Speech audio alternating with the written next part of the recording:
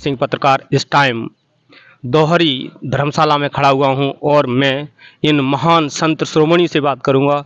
इनके प्रोग्राम विदेशों में होते हैं। अभी ये काठमांडू नेपाल से प्रोग्राम करके 10 दिन का आए हुए हैं। मैं इन महाराज जी से बात करूंगा और इनका परिचय आप सभी को दिलाऊंगा। महाराज जी अपना परिचय दे दें। मेरा परिचय है सनाथ दास, महंत सनाथ दास, सदगुरु कबीर संस्थान गुरुद्वारा फोर्ट रोड रीवा मध्य प्रदेश जी, उसका मैं महंत हूँ जी। आप हमें ये बताएं कि आपके प्रोग्राम कहाँ कहाँ हुए। मेरा कार्यक्रम 15 प्रांतों में हुआ है। इसमें आपके नेपाल वगैरह तो है, अलग है, ये है हमारे भारत से। इसके अलावा हमारा जो हरियाणा है, आपके राजस्थान है, चंडीगढ़ है, हिमाचल प्रदेश है, महाराष्ट्र है और हैदराबाद है, उड़ीसा है, छत्तीसगढ़ है, मध्य प्रदेश है, आपके यानी बिहार है, बंगाल है। इस प्रकार से 15 प्रांत मेरा प्रवचन हुआ है जी। आपके जो प्रवचन हैं वो प्रवचनों में कितनी भीड़ होती है और कितने लोग आपको सुनने के लिए आते हैं। हजारों लोग आते हैं, हाँ, कहीं कम भी रहते हैं, हजारों से ऊपर रहते हैं, 10-10, 20-20 हजार तक के लोग रहते हैं जी। साहिब जी आप हमें ये बताएं कि आप इन कबीर साहिब की कोई एक ऐसी अच्छी चीज़ बताइए जिससे मानव समाज और यहाँ के लोग ज़्यादा से ज़्यादा सद्भावना से जुड़ें। कबीर साहब का संदेश है, कबीरा खड़ा बाजार में सबकी मांगे खैर, ना काहू से दोस्ती ना काहू से बैर। कबीर साहब किसी से दोस्ती नहीं, किसी से बैर नहीं, सबका हित चाहते हैं, विश्व का मंगल चाहते हैं। मानवतावादी, समतावादी, समानतावादी, ऊंच नीच, जात पात, छुआछूत, भेदभाव सबसे ऊपर उठकर कबीर साहब ने मानवता का संदेश दिया। हिंदू मुस्लिम के भेद को, ब्राह्मण क्षत्रिय वैश्य शूद्र के भेद को उन्होंने नकारा और ये बताया कि मानव मानव है और मानव में कोई ऊंच नहीं है, कोई नीच नहीं है। मनुष्य महान होता है तो अपने गुण और कर्मों से होता है, मनुष्य और जन्म कारण से नहीं होता है। ये कबीर साहब ने संदेश दिया। मैं आपसे ये भी जानना चाहूँगा कि महान कबीर जी ने जो संदेशों में अपनी बातें कहीं वो मानव समाज के लिए बहुत ही बड़ी हैं और उनको मानकर लोग अपने जीवन को बदल देते हैं और अपने जीवन की राह से भटके हुए लोग आते हैं। मैं ये सब इस पर थोड़ी रोशनी और चाहता हूँ आपसे। कबीर साहब ने संसार के नर नारी को देवी और देवता बताया। प्रत्येक कर्म को पूजा, जो कुछ करो से पूजा। मंदिर में बैठ करके हम जो पूजा करते हैं, मस्जिद में बैठ कर इबादत करते हैं, गुरुद्वारा में बैठ कर अरदास करते हैं, गिरजाघर में प्रार्थना करते हैं, साहब कहते पर्याप्त नहीं, हमारा पूरा जीवन पूजा में होना चाहिए। प्रत्येक काम पूजा समझ कर करें, पवित्र भावना पूर्वक करें। ये संदेश कबीर साहब देते हैं और ऐसी व्यवस्था चाहते हैं कि न हो ब्राह्मण हो, न क्षत्रिय हो, न वैश्य हो, न शूद्र हो, न शेख सैयद मुगल पठान हो, आदमी आदमी हो और सबके साथ भाईचारा प्रेम मोहब्बत व्यवहार हो। देवी देवता संसार के नर नारी हैं। मरने के बाद स्वर्ग की बात कबीर साहब नहीं कहते हैं, अपने पवित्र व्यवहार द्वारा धरती पर सर उतारने की बात कबीर साहब कहते हैं और सबके साथ सुंदर व्यवहार का संदेश देते हैं। कबीर साहब के संदेश आपके दिए हुए जो आपने बताए, मैं आपकी तरफ से यहाँ की आवाम, यहाँ की जनता, यहाँ के लिए निर्देश दें जिससे लोग ज़्यादा शिक्षा की ओर जुड़ें और यहाँ जो लोग शिक्षा से दूर जा रहे हैं, दारू है, अन्य व्यभिचार हैं, उनकी तरफ ध्यान दे रहे हैं और जो सामंतवादी लोग हैं वो इन व्यवस्थाओं को बढ़ा रहे हैं, इसके लिए थोड़ा आप बताएं। साहब ने नशा मुक्त जीवन जीने का उन्होंने संदेश दिया। अवगुण कहो शराब का, ज्ञानवंत सुन ले, मानुष ते पशुआ करे द्रव्य गांठ को दे। और यहाँ तक एक वाक्य उन्होंने कह दिया, जहाँ लो अमल सो सबे हरामा। जितने अमल है, गुटखा है, तम्बाकू है, खैनी है, सुरती है, अफीम है, गांजा है, चरस है, भांग है, अर्थात जितने अमल है जो हमारे शरीर के लिए हानिकारक है, समाज के लिए अनेक गलत उसमें जाता है, वो सब को कबीर साहब ने हराम बताया कि ये सब का त्याग होना चाहिए, पवित्र जीवन होना चाहिए। सुंदर और संदेश कबीर साहब देते हैं, मानवता का संदेश देते हैं। मैं यहाँ के लोगों के लिए मैं संदेश देना चाहता हूँ, सबके साथ भाईचारे का व्यवहार करें। सामंतवादी जो व्यवस्था है, कई बार हम देखते हैं कि हाँ, जो छोटे तबके के लोग हैं उनके साथ घृणा, अमानवता का व्यवहार करते हैं, उनको तुच्छ समझते हैं, उससे वो द्वेष करते हैं, घृणा करते हैं। ये नहीं होना चाहिए। सबके अंदर में परमात्मा का निवास है, सबके अंदर वही परम तत्व निवास करता है, इसलिए सबके साथ सुंदर व्यवहार करना चाहिए। और शिक्षा के बारे में मैं कहूँगा कि शिक्षा, बाबा साहब अम्बेडकर के शब्दों में कहूँ, शिक्षा वो शेरनी का दूध है जो पीता है वो दहाड़ता है। बाबा साहब अम्बेडकर अगर 15-15, 16 घंटा नहीं पढ़े होते तो गोलमेज में जो उन्हें दहाड़ा था और तमाम जगह में भाषण दिया, तमाम पुस्तकें लिखी, तमाम काम किया, देश संविधान लिख कर तैयार किया, वो सब नहीं कर पाते। मैं चाहता हूँ एक हम खाने में कम कर लें, कपड़ा में कमी कर लें और हम अपने जीवन उपयोगी चीज़ों में कमी कर लें, लेकिन शिक्षा में हम जो कोताही न करें। बेटी और बेटा दोनों को पढ़ाएं, आगे बढ़ाएं, वैज्ञानिक सोच, वैज्ञानिक चिंतन समाज में पैदा करें। अंधविश्वास, पाखंड, तमाम प्रकार के जंत्र मंत्र, टूना टुटका, भूत प्रेत, ये तमाम प्रकार के अवैज्ञानिक मान्यता हैं वो दूर हो और लोगों में वैज्ञानिक चिंतन, वैज्ञानिक सोच पैदा हो। साहब जी, आपने बहुत अच्छी बात बताई और यहाँ आवाम के लिए भी बहुत अच्छा संदेश दिया। मैं आपसे ये भी जानना चाहता हूँ कि जो हमारे एससी वर्ग के साथ छुआछूत आज देश में हो रही है वो किस वजह से हो रही है, इसका मेन कारण क्या है, ये यहाँ की मानवता को आप संदेश दें, इसके बारे में बताएं। ये देश में ये छुआछूत ये देश के लिए कलंक है और ये छुआछूत खास करके हमारे देश के जो तथाकथित धर्म ग्रंथ हैं, जैसे मनुस्मृति है और आपके गौतम धर्म सूत्र है, उससे और सहायक उसी समय संबंधित ग्रंथ है। ये ग्रंथों, इन लोगों ने क्या किया, ब्राह्मणवादी सोच वाले लोगों ने अपनी बातों को समाज मनवाने के लिए बड़े बड़े ऋषि मुनियों के नाम पर ये कहा कि मनु ने कहा कि याज्ञवल्क्य ने कहा कि गौतम ने ऐसा कहा। ये जो है इन लोगों ने इन महापुरुषों के नाम को ही बदनाम किया। उनके ज़माने में हो सकता है वो नहीं रहे हों वैसी व्यवस्था, लेकिन उनके नाम को बदनाम किया गया।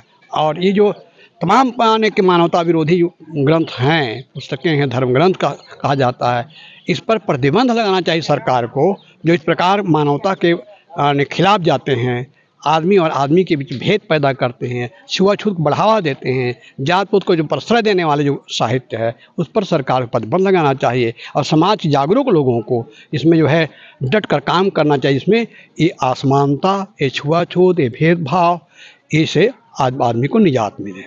ऐसे आपने मनुस्मृति की बात की साहिब, मनुस्मृति में ऐसी कौन सी चीज़ें लिखी हुई है जिससे मानवता को ठेस जाती है? मनुस्मृति में कहा गया है कि देश के शूद्र कहा गया, शूद्र का मतलब है देश के 85% लोग, ब्राह्मण, बनिया और ठाकुर, तीन को छोड़ करके अहीर, कुर्मी, काछी, गड़रिया, जो दुनिया भर के अपने आप पिछड़ा मानते हैं ना, अपने आप बहुत बड़े वो मान लेते हैं, वो सब शूद्रों कैटेगरी में आता है।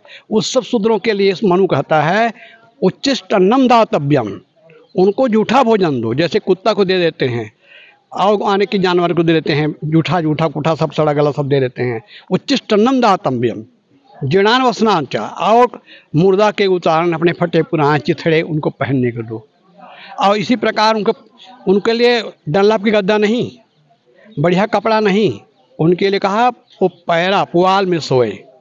इस प्रकार से ये घृणा की बात जो है मनुस्मृति में आई है। और यहाँ तक 100 साल का अगर आने की कोई दूसरे वर्ग का है, अब 5 साल का जो है ब्राह्मण का लड़का है तो उसको प्रणाम करे, वो आशीर्वाद दे, पिता और पुत्र के समान हो।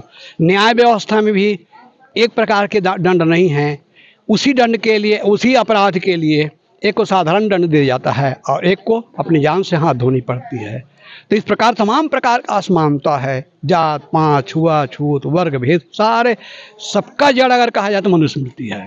इसीलिए बाबा साहब ने उसको जलाने की बात कही। आपने मनुस्मृति में जो दंड भेद है उसके बारे में बताया, जो दंड भेद आपने बताया, ऐसे ब्राह्मण के बारे में बताया है। अभी ब्राह्मण को कैसा दंड दिया जाता है और शूद्र को कैसा दंड दिया जाता है, ये भी आप बता दें।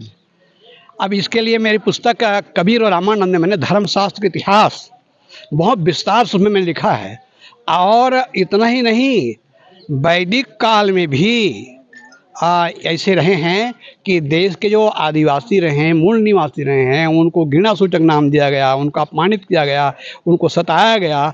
और सताने के बाद तो इतने ब्राह्मण में आता है, एक कवक नाम का ऋषि है जो दासी पुत्र है, उसके लिए ब्राह्मण कहते हैं हमारे बीच में बैठने लायक नहीं है, इनको इस देश से निकाल दो। और यहाँ तक वो नदी, सरस्वती नदी का पानी भी ना पीने पाए और रेगिस्तान में जाकर ये पापी मर जाए। ये बात जो है ऐतरेय ब्राह्मण में लिखा है। तो इस प्रकार ये वैदिक साहित्य में जो वर्णाश्रम व्यवस्था कि ब्राह्मणों से मुख मासित बाहु राजन कृता उरुत दस्त वैश्य पुदभ्याम शूद्रो आजाद, ये जो है जात पात छुआछूत के जड़ है, जो उत्तर वैदिक काल में वेदों में लिखा गया। तो इस प्रकार से वहाँ से फिर और धर्म माने ब्राह्मण ग्रंथों में आया, आरण्य ग्रंथों में आया, और फिर गृह सूत्र में, धर्म सूत्र में आया, फिर स्मृति ग्रंथों में आया। इस प्रकार करते करते यानी कहना चाहिए, और यहाँ तक कह दिया गया ये वर्णाश्रम व्यवस्था हमारी देन नहीं है, ब्राह्मण बड़ी चालाकी की है। कहा ये वर्ण व्यवस्था भगवान की देन है। गीता भगवान कृष्ण के मुँह से कहा गया, चातुर्वर्णम मया सृष्टि गुणकर्म विभाषा, चारों वर्ण मैंने बनाया है। अब जब भगवान ने हम क्या अछूत बना दिया है, चारों वर्ण बनाया है, भगवान के विधान को नहीं माने तब तो हमको नरक में जाना पड़ेगा। इस प्रकार भय दिया गया। और इस प्रकार से ये कहना चाहिए शास्त्रों में, स्मृतियों में और ग्रंथों में इसको कस के कहा गया। उसी के परिणाम आज हम देख रहे हैं और भोग रहे हैं। आज हमारे देश के तमाम जो है जो दलित शोषित लोग हैं, उनके जो आज भी अपमान हो रहा है, घोड़ी में नहीं बैठ सकते हैं और यानी कि अच्छे कपड़े पहन कर नहीं चलते हैं। अभी एक बार जो है एक लड़का जो है साफ सुथरा कपड़ा पहना था, तो साफ सुथरा कपड़ा पहना था इसीलिए, और चश्मा लगाया था इसलिए उनको मारा गया, पीटा गया खूब कस के। उनके माँ बचाने के लिए आए तो उसको भी पीटा गया। तो हम साफ कपड़ा भी नहीं पहन सकते हैं, अच्छे आने के भोजन नहीं कर सकते हैं, अच्छे आने के घोड़ी में सवारी नहीं कर सकते हैं, जूता पहन के चल नहीं सकते हैं। आज भी स्वतंत्र भारत में ये जो अमानवता है ये बहुत अनेक कलंक है। जी, आपने कपड़ों के बारे में बताया। अभी हर जिला में, हर तहसील में एक छोटा सा जगह बना देते हैं, उस पर कपड़े टांग देते हैं। ये कपड़ा मनुस्मृति के तुलना में ही ये खोले गए हैं क्या? हाँ बिल्कुल वही है, उसी के आधार पर है कि यानी कहना चाहिए फटा पुराना पहने, मुर्दा कुतारन पहने, तो ये उसी के लिए कहा गया है। क्योंकि मनु साहब कहा उच्चिष्ट अन्नम दातव्यम, जूठा न दो उनको, ताज़ा भोजन नहीं, साफ सुथरा भोजन नहीं, अच्छा भोजन नहीं। एक बार राजस्थान में आया था कि एक व्यक्ति जो है बढ़िया भोज किया, कीमती मिष्ठान बनाया था। वहाँ के सामंतों ने, ठाकुरों ने कहा कि तुम ये कि शूद्र होकर के, अछूत होकर के मिष्ठान बनाए भंडारा कर रहे हो। उनके सारे मिष्ठान जो है रौन डाले, खोन डाले और नुकसान कर डाले उसको। और हम तो ये सवाल आश्चर्य करते हैं, ऐसी ऐसी घटनाएं घटती है, हमारी सरकारी गूंगी बहरी बनी हुई है, उस पर कोई एक्शन नहीं लेते ठिकाने से। और जो पकड़े भी जाते हैं थोड़े दिन यहाँ वहाँ हल्ला मल्ला करके फिर वो आने को ना कोई सजा होती है और ना कोई प्रकार की उसकी व्यवस्था कर पाते हैं। जी साहब, आपने इतनी बड़ी बातें बताई, हमारे समाज के लिए इतनी बड़ी ज्ञान दर्शन दिए, ज्ञान का भंडार दिए, और फिर भी हमारा समाज इन बातों को न समझते हुए उन्हीं की तरफ, जैसे कि अभी मेरे को कहना नहीं चाहिए, जो बात नहीं कहना चाहिए उस बात को मैं चैनल के माध्यम से नहीं कहना चाहता। अपने समाज के लोग उन्हीं की तरफ भागते हैं, उन्हीं के गुणगान गाते हैं, ऐसा क्यों है? ये जो है मूल कारण अशिक्षा है, सबसे बड़ा कारण अशिक्षा है। आदमी जब शिक्षित होगा और शिक्षित साथ साथ वैज्ञानिक चिंतन, वैज्ञानिक सोच पैदा होना चाहिए। आज भी हमारे लोग हैं वही रामचरितमानस का पाठ कर रहे हैं, वही गीता का पाठ कर रहे हैं, जिसने हमें तमाम प्रकार के इतना, मैं कहता हूँ सबसे ज़्यादा किसी ने, किसी ग्रंथ ने हमारा उन्हें नुकसान किया है वो रामचरितमानस है। ढोल गवां शूद्र पशुनारी ते सब पाप ए सब ताड़न के अधिकारी, पूज्य विप्रशील गुणहीना शूद्र गुणगन ज्ञान परवीना सापत ताड़ा परुष कांता विप्रजस गावई संता ढोल गवां। और ये जेवान हम तेलु कुम्हार सुबच किरात कोल कलवारा नारी मुगे सिंपदनासी मूड मुड़े मुड़ाए भय सन्यासी। और शूद्रों को विद्या देना तो ऐसा है कि जैसे अनेक सांप को दूध पिलाना, मतलब शूद्रों को विद्या दे देंगे, मतलब वो जैसे आपने सांप को दूध पिला दिया, तो इस प्रकार उनको पढ़ा देंगे, लिखा देंगे, आगे बढ़ा देंगे, तो जो है वो आगे चल करके हमारी छाती मूंग डालेंगे। ये बात जो है रामायण में कही गई। तो इस प्रकार से ये व्यवस्था है और इसके लिए अच्छे ढंग से कानून बनना चाहिए और समाज जागरूकता आनी चाहिए। लेकिन हम तो अपने लोगों को कहते हैं। अब जैसे कांवड़ यात्रा चली, उसमें बामन ठाकुर कितने लोग रहे? ये हमारे SC ST और OBC ही तो पूरा आने की भीड़ बढ़ाए हैं। पढ़ाई में ध्यान देना चाहिए, लिखाई में ध्यान होना चाहिए, वैज्ञानिक चिंतन में ध्यान देना चाहिए। तो चले कांवड़ रख लेके माने शंकर जी को नहलाने के लिए, पानी पिलाने के लिए। तो उनका दोष कम है, हमारा भी दोष है कि हम उनके अरे बात में उनके हम पिछलग्गू बने हैं। बात में हम बच्चा पैदा हम करते हैं, नाम लिखने को उनको बुलाते हैं, शादी हम करते हैं और लगन मुहूर्त उनके पास पूछने जाते हैं। कुछ तो हमारी कमजोरी है, जो हमारे जो चिंतन नहीं है। हम आपस में मिल करके दिन तय कर लें। अपने बच्चा हुआ अपना सोच करके नाम रख लें। शादी ब्याह है तो हम अपने ढंग से करा लें, नहीं जरूरत है उनके ना पूछें, उनके आगे हम ना कराएं।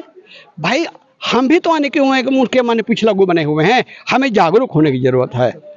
वो जो है हमारे खाने पीने के सामान आगे फुकवाएंगे, सुहा सुहा सुहा, और सुहा करने के लिए 21,000-51,000 दक्षिणा भी दो। अपने घी दूध दही जो है वो भी आग में फुकवाए, चावल दाल और तिल वगैरह सब, और कीमती औषधियाँ, कीमती मेवे सुहा कर दिया। और सुहा कराने के लिए और ऊपर से और पैसा दिए। तो हम ही वाले क्यों गलत करते हैं? हाँ, कलावा हम ही बंधवाते हैं। जबकि कलावा जब बांधते हैं तो उसमें कहा जाता है ये न बद्धो बलि राजा दानवेंद्रम महाबला ते नित्यम तेन ताम बघनात रक्षा माचला।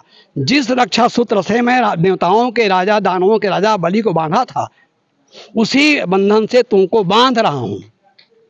और जानते हैं राजा बलि को वो धागा बांध करके 3 पृथ्वी के नाम पर उनके राजनैतिक सत्ता, आध्यात्मिक सत्ता, आर्थिक सत्ता, तीनों सत्ता छीन लिए। और जिनके तीनों सत्ता छीन जाएंगे तो रसातल में चला ही जाएगा। अब कहानी गढ़ी गई, उड़ुल जुलुल कहानी गढ़ी गई। कहानी हम सुनते रहते हैं, पढ़ते रहते हैं, चिंतन नहीं है। तो हमको ये जागने की जरूरत है। हम कलावा न बंधवाएं, अंगूठी संगूठी जो दुनिया करनी, ये ग्रह लगा है, वो ग्रह लगा है, तुमको ये लगा, ये सब हम अंधविश्वास ऊपर उठे। तब वैज्ञानिक चिंतन, वैज्ञानिक सोच, सदग्रंथों का अध्ययन करें। मैं समाज के लिए संदेश देना चाहता हूँ, हमारे यहाँ संविधान होना चाहिए और साथ साथ जो वैज्ञानिक चिंतन, ये तो ग्रंथ है हमारे कबीर पंथ के, जो बीजक है, बीजक सहायक ग्रंथ है, उनका हम पढ़ें और बच्चों को पढ़ाएं। आज हम देख रहे थे कि पुरुष लोग तो सत्संग में आए थे, महिलाएं एक जने आई थी गिनती के लिए, बच्चे थे ही नहीं। तो सत्संग जो होता है उसमें महिलाएं भी आए, बच्चे भी आए। बच्चों को आज से हम संस्कार देना चाहेंगे। अभी मैं जिनके यहाँ पर रुका था, वो उनका नाती था, बेटी का लड़का था, तब रहा। अब वो साहेबंदी कर। अब वो जब साहेबंदी कभी किया ही नहीं है, उसको जानते नहीं, तो साहेबंदी कैसे करेगा? तो हम बच्चों को साहेबंदी करना सिखाएं, सत्संग मिलाएं और अच्छे ग्रंथ दें। एक बार एक बौद्धिस्ट हमसे कह रहा था, कहीं साहब जी हम जाकर बड़े लंबा चौड़ा बोलते रहते हैं, और लेकिन हमारे घर के माँ हैं, बहन हैं, बेटियां हैं, बहुएं हैं, वो फिर वही यानी कि 33 करोड़ देवी देवता और उसको नहलाने धुलाने या पूजा पाठ में लगी रहती हैं। तो मैं कहा आप तो जाकर फिर सुन के आ जाते हैं, आप बोल भी लेते हैं, अब उनको लाते नहीं हैं और न संतों के द्वारा सत्संग करवाते हैं। घर में संत महात्मा बुलाइए, वहाँ बुद्धम शरणम संगम शरणम और कह के हो गया, दीक्षा ले लिया आपने, मंच में तो बोल दिए बुद्धम शरणम और संगम शरणम धम्मम शरणम, लेकिन क्या संस्कार होना चाहिए बाल बच्चों को तो मिला नहीं। तो जंतर मंतर टोना टुटका भूत प्रेत देवी देवता मानवे करेंगे। वो अंधविश्वास से कैसे मुक्त हो? अंधविश्वास से मुक्त होने घर में सत्संग होना चाहिए और घर के माता बहनों को, बच्चों को संस्कार मिले, उसके लिए घर में घरेलू कार्यक्रम होना चाहिए। बड़े बड़े मंची कार्यक्रम हो, लेकिन मंची कार्यक्रम से ज़्यादा आवश्यकता है घरेलू कार्यक्रम। साहब मैं आपसे एक काशी करवट नाम से जगह है, उस काशी करवट क्या चीज़ है उसके बारे में मैं जानना चाहता हूँ, उसको बारे में हमारे समाज को जरूर बताएं। काशी करवट ये ब्राह्मणों का ऐसा षड्यंत्र है। मैं गया देखा हूँ, क्योंकि काशी में कई बार गया हूँ। तो काशी करवट में होता था कि जैसे आप अने जजमान हैं, कहीं हमको बैकुंठ जाना है, सीधे बैकुंठ जाना चाहते हैं, तो जितना सोना चांदी हीरे मोती रुपया पैसा दान कर दो। और दान करने के बाद कहे करवट, काशी करवट है, उसमें लेट जाओ। अब लेट गए तो उसमें यंत्र बना हुआ है, लगा हुआ है। अब जैसे आप लेटे, जैसे आप गन्ना को पेरते हैं नहीं, ऐसे आपके हाथ पैर वो सब तोड़ ताड़ करके पेर करके मोरी में डाल दिए, बह गए। कहे वो सदैव वैकुंठ चला गया। इस सदैव वैकुंठ चले गए, चाहे तुकाराम जी के लिए हो, चाहे मीराबाई श्याम सुंदर की मूर्ति में समा गई हो, या संत रैदास जो है वो कहना चाहिए छाती फाड़ के सब के पीछे षड्यंत्र है इनकी। इसी प्रकार से ये काशी करण में ऐसे करते रहे, सैकड़ों साल तक, सदियों तक ये चलता रहा ये अंधविश्वास। अंग्रेज गवर्नमेंट जब आया तो 1845 एक्ट 21 द्वारा बंद कराया गया। वो सोचे कि आखिर ऐसा कैसा कोई आदमी सदैव वैकुंठ चला जाएगा। तो जब जांच पड़ताल किया गया तब जा करके वो पता चला यहाँ ऐसा यंत्र लगा हुआ है धर्म के नाम पर, और सब लुटाई होती है, ठगाई होती है, और कहना चाहिए फिर कानून के द्वारा बंद कराया गया। सती प्रथा, कन्यावध और एक तुषानल, ये 10 प्रकार कुल प्रथाएं हिंदू जात के उत्थान और पतन में रजनीकांत शास्त्री ने लिखा है कि 10 कुल प्रथाएं भारतवर्ष में रहे हैं जिसको कानून के द्वारा बंद कराया गया। तमाम माने के ऐसी कुरीतियां रही है। 55 मुद्दे धर्मशास्त्र के इतिहास में कान्हा जी ने लिखा है, 55 मुद्दे ऐसे थे जो वैदिक थे, लेकिन युगवाय होने के कारण से कहा नहीं पहले जमाने में होता था, सतयुग के जमाने में होता था, कल युग में ये वर्जित है। क्यों वर्जित है? इसलिए कि वो युगवाय हो चुके थे, अवैज्ञानिक थे, अंधविश्वास परक थे, इस कारण से उसको इस प्रकार से रोका गया। तो इस प्रकार ये कहना चाहिए कि एक काशी करवट ये एक प्रकार के बहुत जघन्य अपराध ही करते थे धर्म के नाम पर, लोगों को लुटा करके, उनके धन संपत्ति दान के नाम पर लूट करके, और उनको तहस नहस करके। गंगा मोरी लगा था, उसमें नाली जो है अंदर चल जाता था, लोग चले तो सीधे वैकुंठ चले गए भगवान के धाम। जगन्नाथ के रथ की यात्रा निकलती थी ना, एक आध बार ऐसा हुआ होगा कोई आदमी दब के मर गया, तो अब कैसे करें, तो हत्या लग गया। तो कहा कि जगन्नाथ के रथ के पहिए के नीचे जो दब के मर जाता है वो सीधे भगवान धाम चला जाता है। अब इस लोभ में जबरदस्ती जो है जगन्नाथ के रथ के पहिए नीचे दब जाते थे, दब के जबरदस्ती मारते थे कि वैकुंठ जाना है।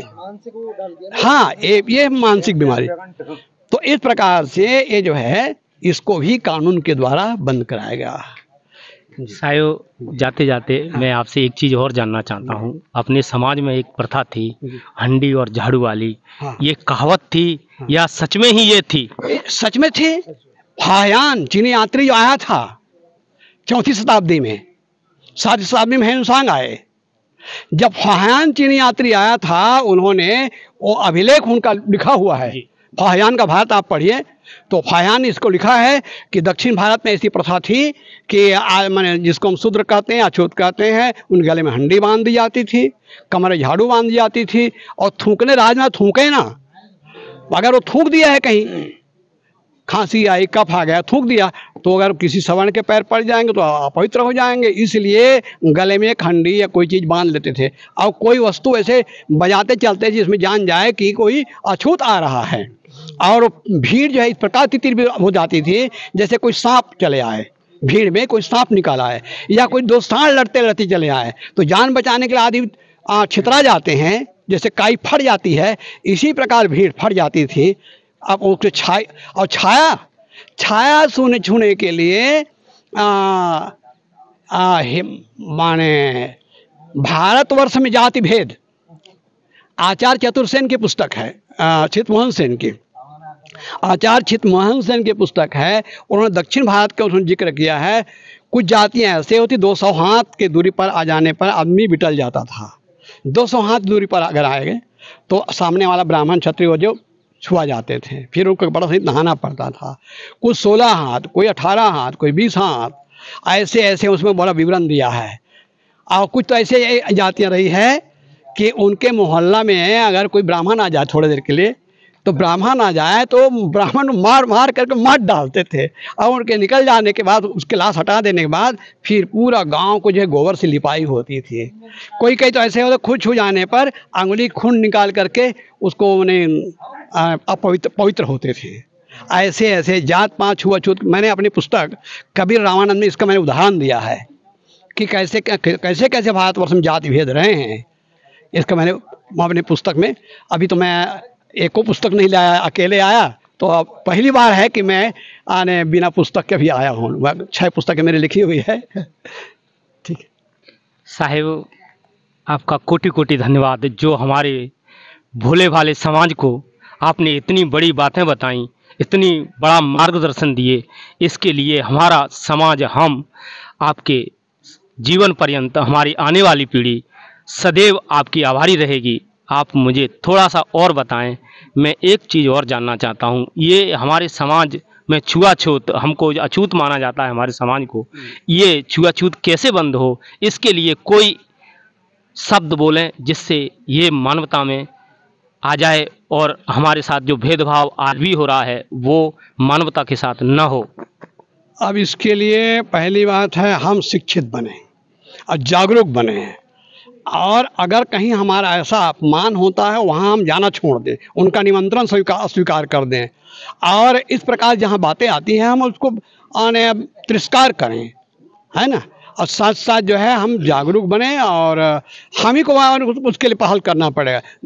हम सोचते हैं दूसरे, कुछ लोग क्या कहते हैं धीरे धीरे ठीक हो जाएगा, दूसरे में उदारता आ जाएगी। उदारता आते आज बताओ, इतने साल हो गए देश को आज़ाद हुए, कहाँ उदारता आई? आज भी अब में भेदभाव पड़ा हुआ है, लगा हुआ है। तो इसलिए हमें खुद को जागरूक होना है, हमारा आचार, अपना आचार विचार शुद्ध रखना है, खान पान शुद्ध रखना है, दूसरों से हम जो है एक नंबर में रहें, खान पान में, सफाई स्वच्छता में।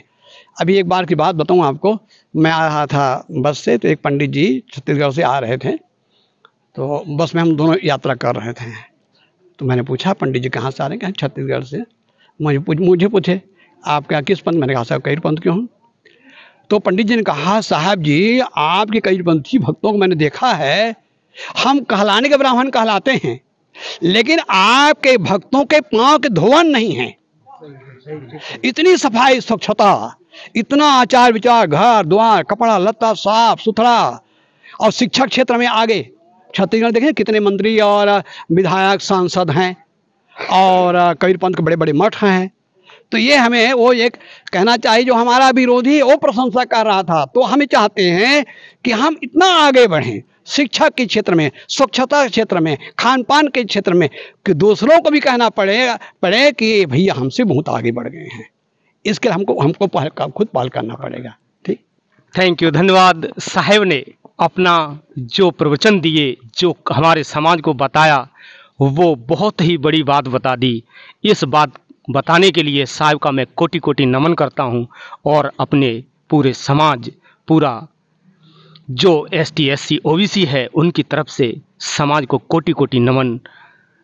साहिब के लिए मेरी तरफ से, मेरे समाज की तरफ से, मेरे ST SC OBC की तरफ से कोटि कोटि नमन। थैंक यू, धन्यवाद, सत श्री अकाल, जय मानवता, जय विज्ञान। हमारे चैनल को सब्सक्राइब करें, शेयर करें, कमेंट करें, इससे मैं लाचार मजलूम लोगों की आवाज़ उठा सकूं, और मैं इसी तरह संतों की वाणी आप लोगों तक पहुंचा सकूं। थैंक यू, धन्यवाद, सत श्री अकाल, जय मानवता।